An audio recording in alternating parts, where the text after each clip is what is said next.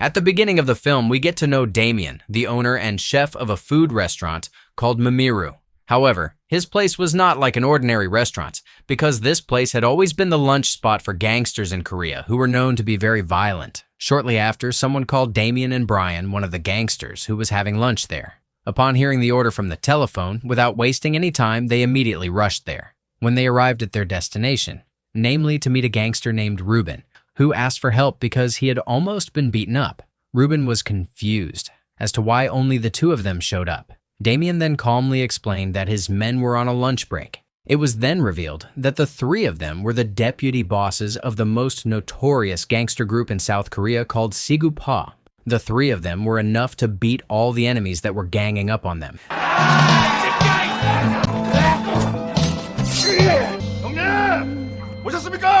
That night, their boss, Robert, treated them to dinner because they managed to defeat one of Sigupa's rival gangsters.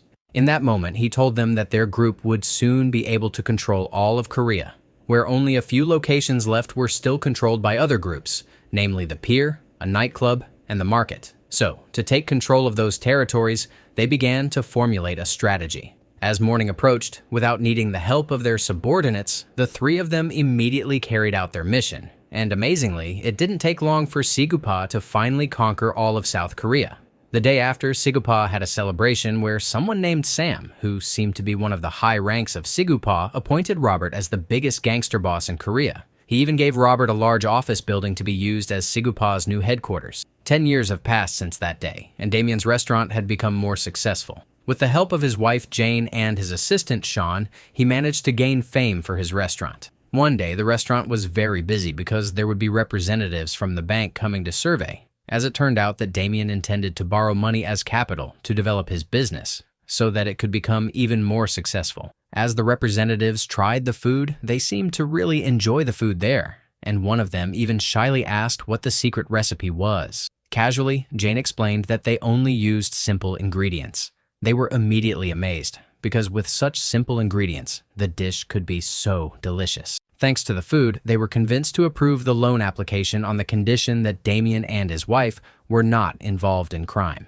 Upon hearing this, the two of them could only look at each other awkwardly. That night, Damien was seen arguing with Jane. Jane said that she didn't like it because her husband was still involved in his gangster group. Moreover, his subordinates often ate at their restaurant, which sometimes caused the restaurant to lose money. Upon hearing that, Damien tried to defend himself and convince his wife that the gangster world could actually lead him to glory. Their argument suddenly stopped when their daughter, Lily, appeared. They could only remain silent when they saw the innocent Lily talking to her father's men so naturally, as if they were friends. Seeing that, Damien and Jane were confused about what to do. In the morning, Damien took Lily to school. On the way, he asked who Lily's best friend at school was. But unexpectedly, instead of answering that, Lily asked back what a friend was. Upon hearing that, Damien's chest immediately felt tight. He felt guilty and like a failure as a father because he was unable to educate and care for his daughter properly. Then, when they arrived at school, he saw for himself how Lily was treated by other children. She was feared, and nobody wanted to be her friend. That moment made him rethink his wife's advice to leave the gangster world for the sake of his family's future. Meanwhile, in another place, it turned out that Robert's life was not as beautiful as Damien's. He tried to apply for a loan at the bank to expand his business, but was immediately rejected because of his status as a gangster leader. He then tried to persuade the manager, and even went as far as to beg. However, whatever he said still couldn't change the bank's decision. His application was still rejected without compromise, and that caused him to erupt in anger. Luckily, Damien immediately came there to calm his boss down. That night, Damien continued to try to calm Robert, who was upset.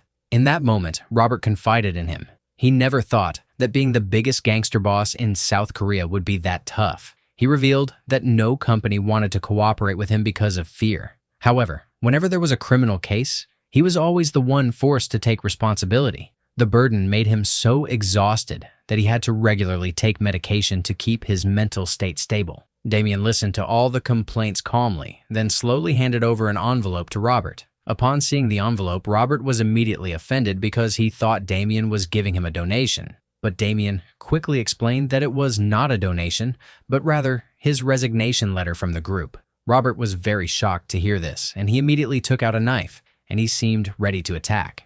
But it turned out that he only intended to give the knife to Damien. He said that the knife was their group's heirloom that could not be used carelessly. Everyone would submit and obey orders once they find out who holds the knife. Robert willingly gave the knife to Damien just in case, believing Damien needed it more than him.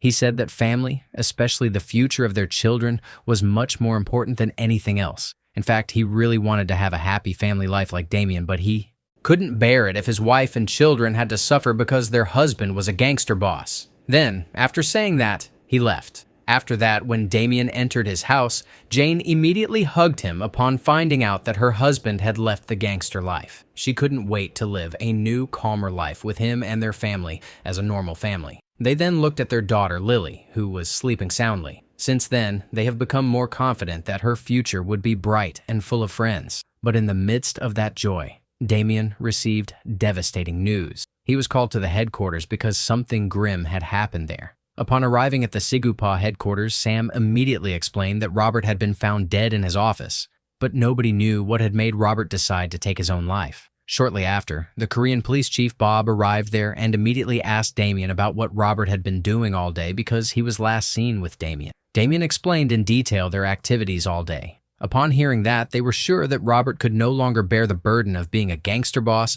and chose to take his own life. As the days passed, thousands of gangsters from various districts came to pay their respects. They all looked very sad, especially Ruben, who already considered Robert like his own father. As a deputy, he was ready to bear all the burdens left by Robert. But suddenly, things got from bad to worse because it turned out that Robert had left behind a very large amount of debt. Everyone was immediately confused about who should be responsible for the debt. Then, in order to maintain the good name of the group, the top brass finally decided to immediately look for a replacement who could shoulder all the problems left by Robert.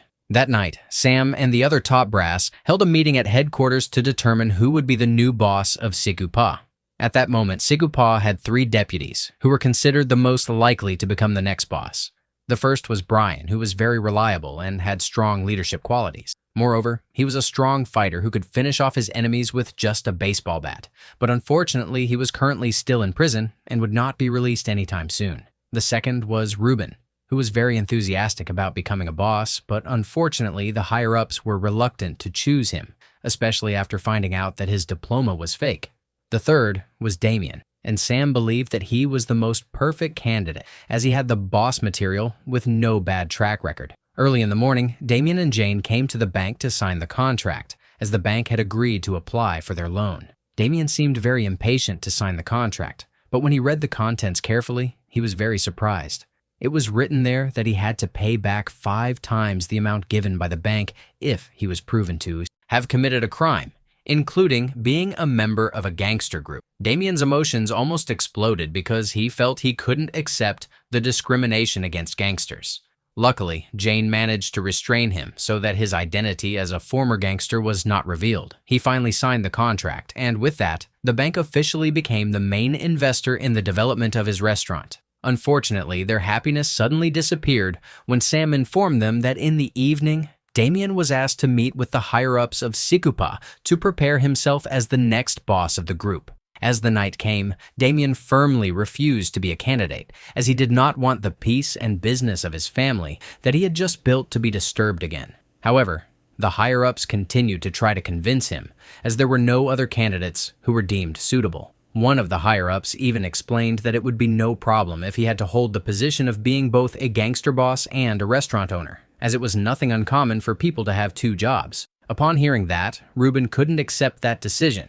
He felt offended because he was sure he could be a good boss too, yet no one took him seriously. The debate went on for hours, but still there was no clear point. So, in the end, Sam and the higher-ups decided that there would be an election in 3 days to determine who would be the next boss, and each candidate was given the opportunity to campaign in front of his subordinates.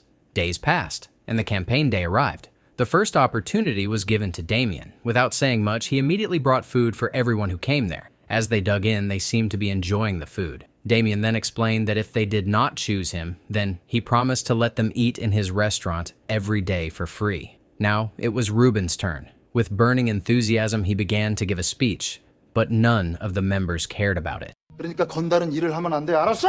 근데 자율주행은 테슬라입니다, 형님. 내가 지금부터 Realizing this, he then tried to change the way he campaigned with violence. After the campaign, Damien seemed relaxed because he was sure that he would not be chosen to be the boss of Sigupa. Plus, he saw his restaurant getting more and more popular, and it made his day feel even more beautiful. But suddenly, he was called by the higher-ups, who informed him that the election results had come out, and unexpectedly, he was the one who was chosen to be the boss. That morning, Jane emphasized that she did not want her husband to get involved with the gangster world again, let alone becoming their boss. Whatever the reason, she would never agree to it. Upon hearing that, Damien thought hard about finding a way to be free from the obligation of becoming the boss. In that moment, he suddenly remembered that Brian could not be nominated because he was still in prison, and he could become the one to replace him. That afternoon, Damien went to the bank where Robert had previously applied for a loan.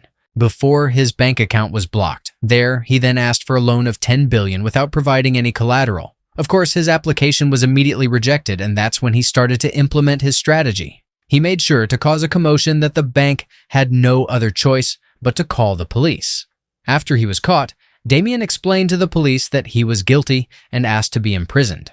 However, the results of the investigation showed the opposite. All the evidence actually placed him as a victim who deserved protection. Shortly after, Police Chief Bob arrived at the police station.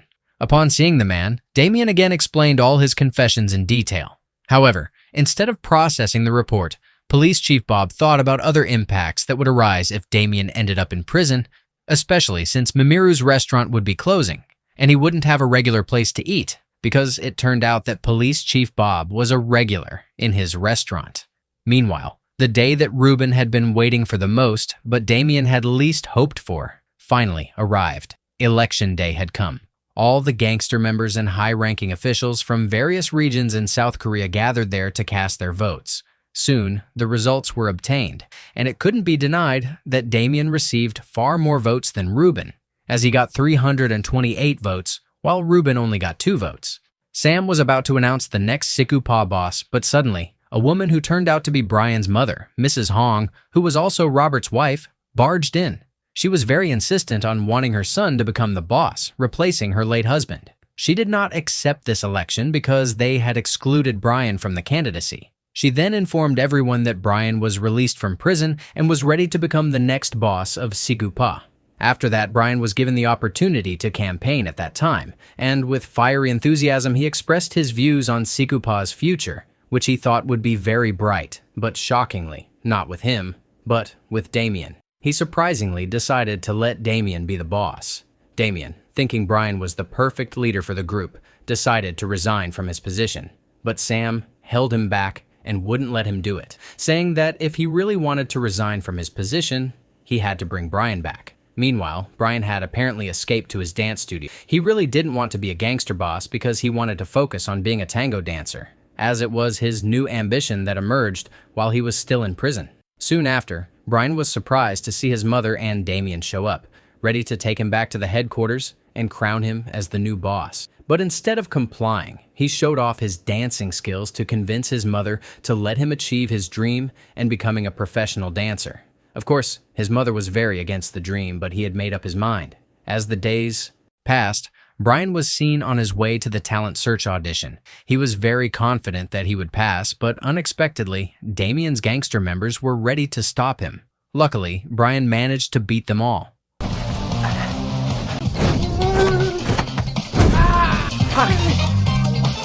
Once Brian arrived on stage, he prepared to show off his dancing skills. But unexpectedly, something happened beyond his expectations. He saw Damien's presence there and was immediately convinced that all the gangsters who were attacking him were because of Damien's order. Meanwhile, elsewhere, precisely at the pier, Sean had just finished his task of delivering food from Mimiru. However, instead of returning back to the restaurant immediately, he actually met Police Chief Bob, who was fishing there. Unexpectedly, it turns out that Sean was a secret agent who was investigating a case of a drug trafficking network among gangsters and was specifically assigned to follow the movements of Damien. He then reported his latest findings. Unfortunately, Police Chief Bob refused to believe him completely since he had given so many false reports. If they acted based on another false report, Police Chief Bob would be dismissed from the police force, which means he could immediately become unemployed. Back to Damien, who had arrived at the restaurant. As soon as he opened the restaurant, he was immediately approached by 2 customers who ordered some dishes. Upon receiving the orders, the employees immediately prepared the food. As the first customer of the day, Damien asked for their testimonial, but suddenly, both customers fainted. Seeing this, Damien immediately went into the kitchen to check on his ingredients, believing that something wrong might have happened. It turned out to be true because the chicken that had just been used was already stale. Then, when he came out of the kitchen, Brian was already sitting there. It was finally clear that all of this was Brian's doing as a form of revenge. Thanks to this food poisoning incident, Mimiru's reputation plummeted after netizens began to criticize it. Then, as the night fell, Damien was still hurt by Brian's actions and determined to take revenge on him in front of the higher-ups. Soon, the fight ended with the death of the 2. After the fight, all the national news reported the deaths of 2 of South Korea's most powerful gangster bosses, although their bodies were never found. Thus, the position of Sigupa's new boss automatically fell to Ruben, and all members had to accept it. Meanwhile, in the back room of Damien's Mimiru restaurant, it turns out that all this time, Damien and Brian were still alive. The 2 of them hid in that place so they wouldn't be appointed as the next gangster boss. They had designed their fake death very neatly, and even Sean helped by making Brian's fake stab wound, so it looked convincing. Then, while they were relaxing, the sudden arrival of Sam and Ruben surprised them. They wondered why the 2 high-ranking officials came to their restaurant in the middle of the night. Damien and Brian then eavesdropped on the 2's conversation secretly. In that moment, Sam finally revealed a big secret that he had been hiding all this time, namely the truth about Robert's death, the previous boss of Sigupa.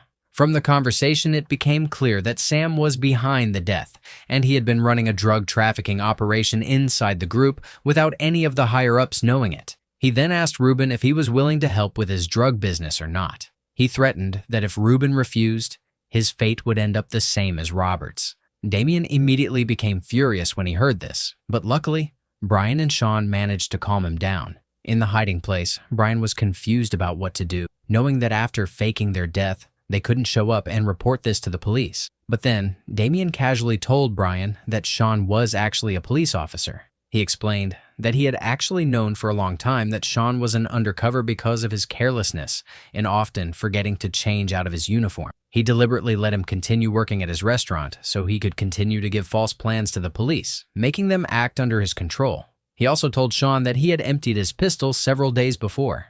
After that, they returned to focusing on the main problem, namely uncovering the case of the circulation of drugs while avenging Robert's death. Unfortunately, although they knew the truth, they had no proof about it. So, with confidence, Sean finally showed his skills as a police officer. He revealed that he had been recording their conversation very clearly, and it could be strong evidence against them. In the morning, full of enthusiasm, Sean reported his findings to Police Chief Bob.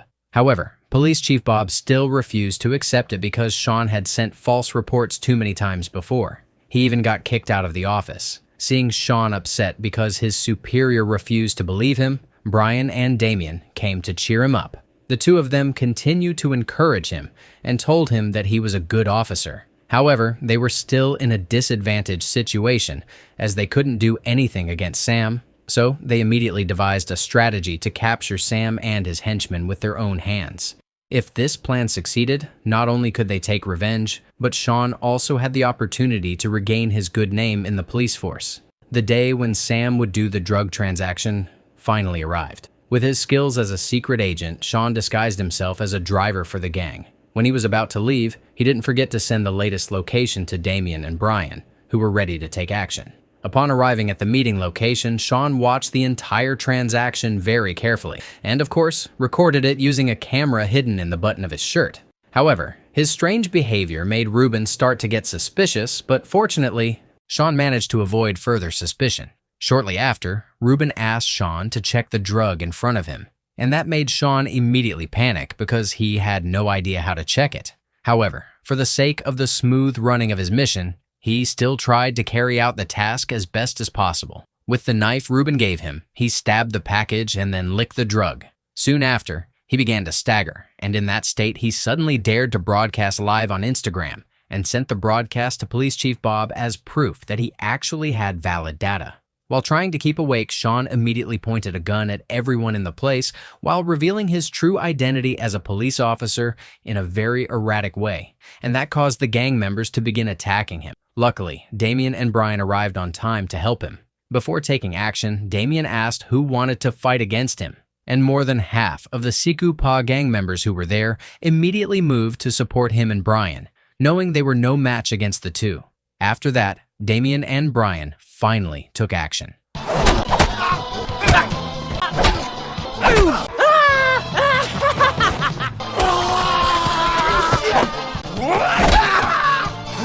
While Damien dealt with Ruben's men, Brian was left to face Ruben.